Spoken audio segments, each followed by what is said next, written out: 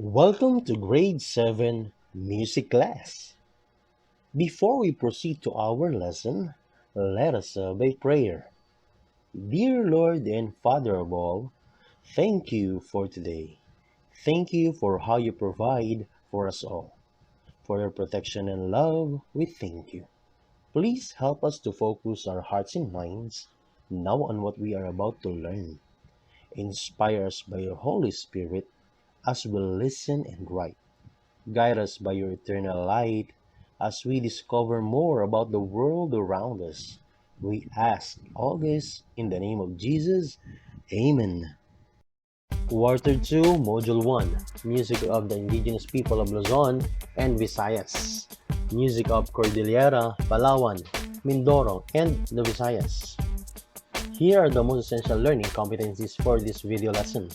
The student describes the musical characteristics of representative selections of Cordillera, Mindoro, Palawan, and of the Visayas after listening. Explains the distinguishing characteristics of representative music from Cordillera, Mindoro, Palawan, and of the Visayas in relation to its culture and geography. And performs music from Cordillera, Mindoro, Palawan, and of the Visayas with accompaniment. Vocal music. Cordillera vocal music. There are several songs that are used in various settings by the tribes of Cordillera, ranging from songs about infancy to epic poetry. Examples of these songs are the Uwiwi, Dagdagay, Kawayaman, and Opia of the Kalinga tribe, Dalangan Bata-Bata of the Tausug, the Buwa of the Subanin, and the Hudhud of the Ifugao. The Hudhud is an epic poetry, sung only in four major stanzas, such as rice harvests, weddings, funerals, and wakes. It is composed of 200 plus stories that each contains over 40 episodes that revolves around the lives of heroes and heroines as well as wealth and culture. Another major vocal music of the Cordilleras is the Ibaloy Paliw. It is highly considered as the signature form of vocal music to specific cultures in the Cordilleras. It is in the style of the leader chorus form and is mostly sung without any prior preparations or practice. There are two main characteristics that define Cordilleran vocal music: melismatic in nature, and it is done in a free meter. Melismatic means that multiple notes are surrounded into a single vowel in a song. Free meter, on the other hand, means that the songs are not bounded by the time signature. The song can then change in tempo in any parts of the song as so desired by the performer. Salidumay or Salidumay is an example of Cordilleran vocal music showing these two characteristics. Mindoro vocal music. Among the different tribes of Mindoro, the Hanunuo Mangyans have developed a particular chant poetry called Ambahan. It is a series of chants with 7 syllables per line, similar to a poem. It can be sung in a variety of ways, either with tone, like the Passion, or in a conversational way. Each person can sing the chant uniquely as there is no set melody for the Ambahan. The themes used in the chant covers a wide array of topics that affects the Mangyans' daily life. They have an ambahan for every occasion, such as during childhood, adolescence, courtship, and marriage, family building, personal and tribal problems, sickness, food, traveling, hospitality, and friendship, as well as old age and death. So here's the sample music audio of Ambahan vocal music. You can search it through this link. Palawan vocal music. The music of Palawan is highly affected by the two major elements. First, their music acts as representation of nature and their environments, like the rustling of leaves in the wind and the roar of the ocean waves. Another influencing factor in their music is their native dialect and language. There are two different kinds of vocal forms. These include the kulyal and tultul. The kulyal is a lyrical form or poem that expresses love between two couples. The vocal music is mostly accompanied by a kudyapi, a two-string lute by the male, and the pagang or pagang, a bamboo zither by the female. Tultul, on the other hand, is a chanted vocal music.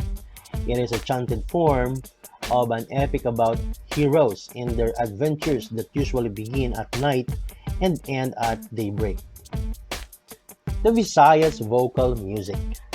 Vocal music in the Visayan region are highly dependent on its use and purpose. They have songs for many occasions and situations, from expressions of love and courtship to children's songs, as well as work and drinking songs. Their musical style is a type of song and dance debate between a man and a woman called balitaw or balitaw. Here are the examples of their songs. Romantic songs such as Matud Nila, Rosas Pandan, Usahay. Drinking and work songs like Kundansuy, Ako Kini Si Angi or Angi, Si Pilimon. Children's songs, Ilo Nga Bata. Farewell songs, Dandansuy. Lullabies, Ili Ili Tulog Anay. So here's the sample of the audio of Ili Ili Tulog Anay vocal music. You can search it through this link. Let us now proceed to the instrumental music. Cordillera instrumental music. The use of musical instruments is not foreign to the tribes of Cordillera. Their vocal music and songs are mostly accompanied by a variety of instruments that can be classified into three major divisions: metal instruments, bamboo instruments, and string instruments. Here's the example of the metal instruments. Gang sa tupaya, gang sa paloo. Bamboo instruments such as bungkaka and tungali. Tungatong, ulibaw or ulibaw, and pateteg. String instruments, kuglong, saturoy. They also have a form of vocal instrumental ensemble commonly performed during courtships, accompanied by saluroy and the kuglog. Apart from that, they have love incantations that are set to instrumental music such as Antang of the Manobo, Sinday and Tarasul of the Tausug, and the Tamuyong, Dango, Ungayam, Salidumay, and Dang Dayang Ay of the Kalinga. Mindoro instrumental music. Most of the Mangyan tribes of Mindoro are animists, which means they worship spirits and natural forces as gods as part of their religion. This belief is reflected in their instrumental music, which is often used to communicate with the spirit world and its denizens. However, it is also used for more contemporary rituals such as weddings, courtships, festivities, and lullabies. There are three major instruments used by the Mangyan: the kudyapi, the gitgit, and the kalutang. The kudyapi is a two-string lute with a long neck which is plucked by the musician.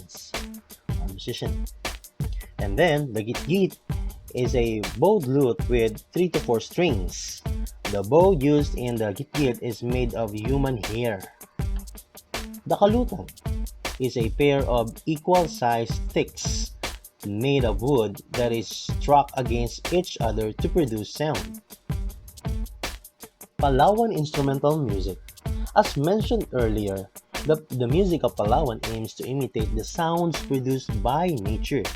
It is evident in the bagit, an instrumental music played on the kusyapi or kudyapi. Another instrumental ensemble in Palawan is the basal or basal.